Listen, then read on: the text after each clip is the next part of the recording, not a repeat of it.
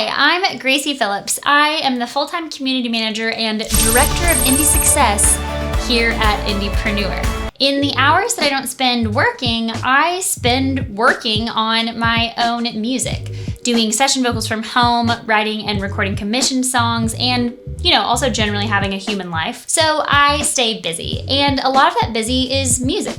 I've been releasing my own music since I was about 15. I grew up with musical parents, so I was lucky to grow up in studios and around music and with a lot of musical support. The upside to that is my first 3 projects were recorded with professionals in beautiful studios where I didn't have to do much more than just show up and play. But then 2020 happened, and I was immediately faced with the arduous task of learning how to do all those amazing things myself at my house. Like, what? I've had it too good for too long. It's time to get my hands dirty. The writing and performing has always come naturally to me, but recording, marketing, touring, finances, all that, I'm a wee helpless babe, which is where the idea for this series came from. I feel like on essentially a daily basis that I'm finding dumb questions wandering through my head. Questions that I feel like I'm supposed to already know the answers to after pursuing music in earnest for a full decade. So in this series, we'll be learning together answers to some of the most seemingly basic questions that can easily evade us. This is a gatekeeping free zone. This is a judgment-free zone. This is a place where dumb questions are welcomed and answered without pretentiousness, and I am very pumped about it. So this brings us to the first summit of Knowledge Mountain: how to choose a microphone.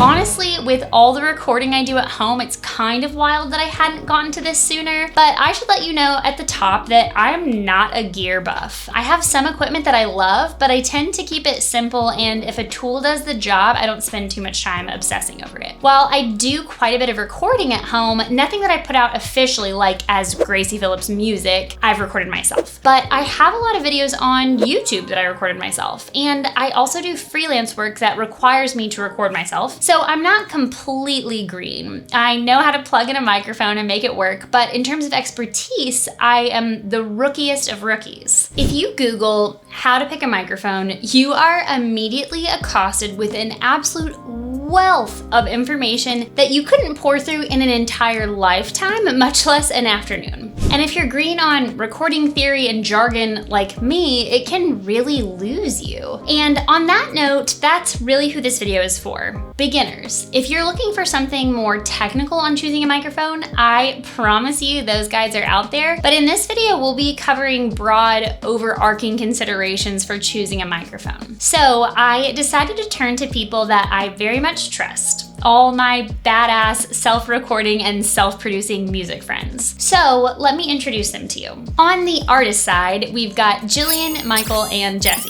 Jillian, who does music under the name Sprightly, has the most gorgeous and insane voice. She records and produces her spunky, dreamy pop music all from her home studio. While she did go to school for music, she really took the reins on recording and producing her own stuff in the last few years. She's one of the first people I text when I'm troubleshooting in my DAW or when I need a second opinion on music stuff in general. All in all, she's just a dream, and her music is stunning. Jessie, who does music as Basic Printer, is an absolutely delightful weirdo and happens to be one of my best pals. His experimental synth pop rock music, which he's coined Gloitch Pop, is all recorded, mixed, and produced by him here in Nashville, Tennessee in his home studio. From Jessie's humble start, which you'll hear more about in a bit, he's self-recorded and produced a total of 10 projects. Not to mention he's also produced for other artists. And legitimately, his last album, Fantastic Wrist, is one of my favorite bodies of work. Michael, who does music under the name Kitun, is a dumb idiot, and I mean that as a compliment. His pop rock debut album, Living the Pipe Dream, is just stupid good, and surprise, he recorded and produced the entire thing himself in his home.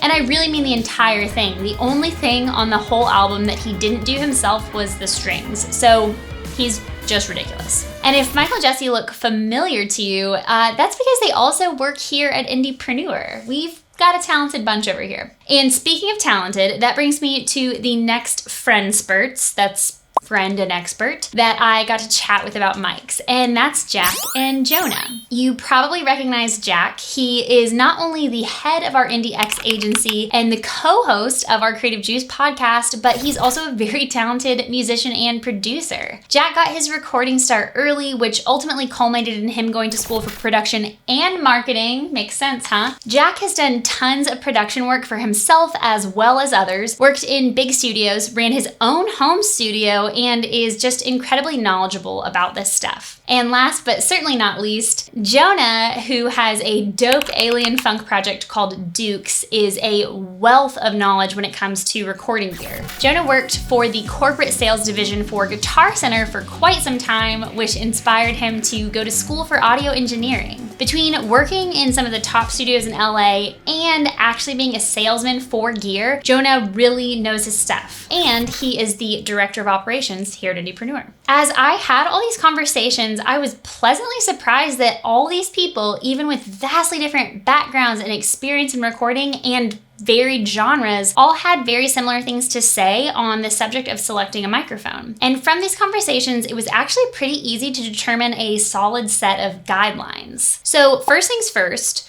know what kind of mic you're looking for and establish your budget. So how do you know what kind of mic you're looking for? Well, that depends on what you're using it for. Two most common kinds of microphones are dynamic mics and condenser mics. They basically have different ways in which they function, but essentially, you would typically find that a dynamic mic is often used for live performance and a condenser mic is often used for studio performance. So if you're looking for something, hey, I want to track my vocals in the studio, then you're probably going to want a condenser microphone, and specifically a large diaphragm condenser microphone. Maybe you want to mic a drum set live. You're probably not going to want to use large diaphragm condenser mics. You might want to use dynamic mics. The main difference between the two being that condenser mics are going to be more sensitive. They're going to capture like more nuance. So coming into it and understanding like, okay, like what am I going to use this for will really inform kind of which path you want to go down. If you're looking to record like guitar cabs or drums, one workhorse mic that you definitely want to have in your arsenal is something like an SM57, a Shure SM57. It's a dynamic mic. They work really good close up on sources. It's safe to use them on things like drums that have like a high, transient spike. On the dynamic side for vocals, an SM58 is, kind of like the Shure's performance dynamic mic for vocals. You've definitely seen them on stages before. They're not the ideal choice for, recording studio vocals. However, you can get by with them. For vocal purposes, a large diaphragm condenser tends to perform very, very well. They're kind of like the go-to for tracking vocals in most cases. I also really like small diaphragm condensers for certain things, acoustic guitars, overheads, like overhead mics for drums, that kind of stuff. I think those provide a lot of clarity, but also help you get the body of the instrument in a way that, a dynamic microphone would without picking up a ton of room noise like a large diaphragm would. Okay, so once you've answered the question, what am I going to be recording? It becomes much easier to decide what kind of microphone you'll need. Dynamic, small diaphragm condenser, large diaphragm condenser. Now, my mic tech, this guy that I've been using the past few years, is a large diaphragm condenser mic. And as I'm specifically looking for a vocal mic for home recording, I know that that's still the type that I need. This dynamic Shure SM57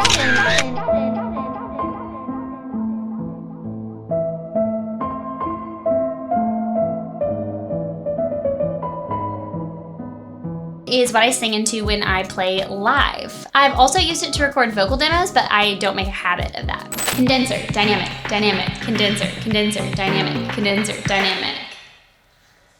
These are microphones. Don't use that, that's stupid. So once you know what kind of microphone you're looking for, the next step is establishing your budget. Does that mean we all have to spend thousands of dollars to get a good mic? Absolutely not. It upsets me when people get stuck and think they can't record because they can't afford the gear. If you can afford to spend $200, I would recommend getting a bundle or something that comes with one of these shock mounts and maybe a little pop filter. There are tons of those kinds of bundles on Sweetwater, and you don't need to spend more than $200 to start and be able to like coast on that gear for a long time or indefinitely. So there's a microphone called the Shure SM7B. A lot of people think, hey, if I'm going to record a vocal, I need to spend $3,000 and get the Neumann, really nice condenser mic. And that's going to be great and certainly help. But this Shure SM7B has been very famously used on so many recordings. It was used early on by Michael Jackson. A lot of really popular and famous rappers used it. And it's like $300 or like $350 or something like that. Other people use the Shure mic all the time. Like the entire first Billie Eilish record was recorded on that. You really don't have to look at price as a measure of quality because they're so different. $100 in my mind is kind of like the starting point where you start to get into like, okay, I can get an SM57 for $100, or I could get, a cheaper condenser mic. If you're looking to get a little bit deeper into things and, you're thinking about budget, like I would say if you can spend between $200 and $400 for a large diaphragm mic, you're going to get better quality out of that. If a $400 mic is good enough for Billie Eilish, and that record is multi-platinum, by the way, I think it might be good enough for a lot of people getting started with recording at home. But we know that Billie's record didn't go multi-platinum solely because of the mic that she used. Obviously, your mic is just one piece of the entire recording process. So if we know that how much we spend / what mic we get is one small factor, what are other factors that we need to consider? You want to learn about signal flow and gain staging early on when you're trying to record. So know how hot should I record? How loud should the signal be coming in? And also just getting a sense of starting to listen to what things sound like a little more actively. So listen to, what does my voice sound like in this spot that I'm singing in? Oh, would it sound better if I go over there in the corner? What about, I could closet myself up and record in there. I would say an interface is probably the most important, maybe even more so than the microphone. It'll just give you a much more accurate picture of what you're actually recording. Some of those USB mics that are a little more, kind of budget friendly might not do as good of a job at that. For anyone watching that's just kind of starting, I would say and recommend, if someone's looking to run out and get something first, if you can wait a little bit and save up and find a cheap interface to get and then get your microphone, I think that's a really, really good bet, Especially when you're first building your setup, I think it is much more important to understand your vocal chain and processing in the computer than it is to pick your microphone. Because when I first had my microphone, I recorded it and I was like, why is this so quiet and sounds like crap? This is a $1,100 microphone. I don't understand. I got it for $600 on eBay. But yeah, that's because I didn't get that you need proper input gain, you need a compressor, you need EQ. Without that, this beautiful microphone that I use all the time sounds like ass. There are a lot of steps in vocal processing that not everybody needs to take, but if, for instance, you want super polished sounding, super clean, decipherable vocals, it is little to do with the microphone and almost everything to do with the way you mix them. For people who are despairing over unprofessional sounding vocals, it's probably not your microphone unless you're recording into a rock band microphone. As I had these conversations, I felt less and less stressed about finding the perfect microphone. With so many other factors playing into it, knowing that incredible artists get phenomenal performances on budget-friendly mics, it just made me excited to start learning more about the recording process, regardless of what mic I'm using. As an independent artist, and I'm speaking for myself here, I can often get caught up in analysis paralysis. When it's all on me to make a big decision, like buying a new microphone, sometimes it feels so much like I'm going to mess up that I end up not making a decision at all. And that makes it really hard to accomplish anything. A major thing I feel like I've had to unlearn is those standards of there is a right thing to do. There's a right way to file transfer. There's a right kind of microphone to use and right technique to use. And I feel like I, at first, was surrounded by a lot of audio engineer snobbiness that's this preamp and file conversion. You need to not lose audio quality and data transfer. And I'm just get it from point A to point B. Does it sound the same to you? cool. You're gonna mess it up anyway. You're gonna put it through a lo-fi filter. You're gonna make it sound like tape on purpose. Like, it doesn't matter. All these standards are BS. And if it sounds good to you, then do it. You know, recording can be intimidating, I think, for many people, but like once you crack into it and you start to learn it and get that experience, you know, it really kind of like demystifies it. Don't feel like you need to have bundles of money to get started. You know, don't overthink it. I actually started with a Rock Band microphone, like from the video game Rock Band. Initially, I was just taking like a series of extension cables to get it to fit into my 8mm microphone jack on my Gateway PC, and I would just plug things into that. But I had a Rock Band microphone for a long time. Basically, I'm saying all this to say I was like averse to figuring this out, but needed to make music. And so I was very ramshackle about everything for a long time. And I feel like only recently have I gotten at all savvy about it. I went to Guitar Center and said I wanted to record vocals and guitar at home. And I spent like $200. And some random clerk there just told me what to buy. And I just used all that exclusively for like 5 years. And then a couple of years ago, I upgraded to a better microphone, but I couldn't even point to where I transitioned because sonically the difference is negligible. It was 7 times more expensive, and it does sound better with less work, but like it's marginal. I still don't think anybody needs to spend that much on a microphone if it's a struggle at all. More importantly than spending a big budget and buying the most expensive, fancy, professional gear possible, it's buying some solid equipment that is right for you and spending time learning with those tools. So let me show you what I landed on and what I purchased. This is my Loudon Audio Atlantis FC387 large diaphragm condenser microphone that I purchased from Sweetwater for about $1,800. So why did I choose this mic? Well, I had a lot of help. I talked to friends, I borrowed mics and sang into friends' microphones, I talked to producers, and I even sent a recording of my voice to my producer's Sweetwater rep who listened and sent me this recommendation. Do I feel confident that I explored every single option and picked the ultimate microphone? No, but what I do know is that my voice sounds beautiful on this microphone. I love it, and this is a mic that I will use for years to come. I use this mic on my most recent recordings, and I love the way that my voice sounds on it. And I don't cry when I hear a song play anymore. That's a lie. And guess what? Even though this is an expensive mic, especially compared to my $46 USB mic that I got started with, I still recorded it with my cheap interface, and I think it sounds phenomenal. Not because the mic was expensive, but because I was working with great people who knew what they were doing with the tools available. The most important thing that you can do when it comes to recording your music is get your performance tight. No microphone in the world can make a terrible sounding vocal take sound good. That goes so often overlooked. If you were like, I want to start making music, I would say immediately get the cheapest thing within reason and just start and learn in 3 years the difference. If you have friends that have microphones that you could go over their house and try it out and have them show you their vocal chain and see if you like the way your voice sounds, or if you could borrow the mic, do that.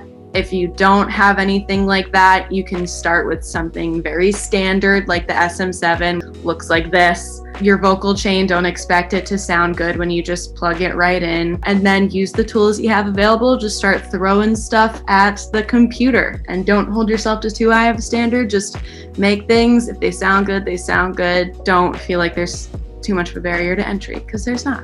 I'd like to echo what Jillian just said. There is no such thing as gatekeeping when it comes to recording music anymore. Back in the day, the average independent artist couldn't afford to record in a studio without a record label backing them financially. But today, multi-platinum albums are recorded on $400 microphones in bedrooms. So believe me when I say you can do this. Find what's right for you today. You don't have to find the perfect gear, you just have to find something that works for you right now. You can always upgrade down the road as you learn and as you understand what you want in your gear. If you're looking for more information about the microphones discussed, you can find all the mics mentioned plus everyone's recommendations in the description of this video. I hope you learned as much as I did in this first episode of Graci Asks Dumb Questions so you don't have to. What should I ask next? Leave a comment or check out the anonymous submission link in the description. Truly, there are no dumb questions, so let's crush gatekeepers, snobs,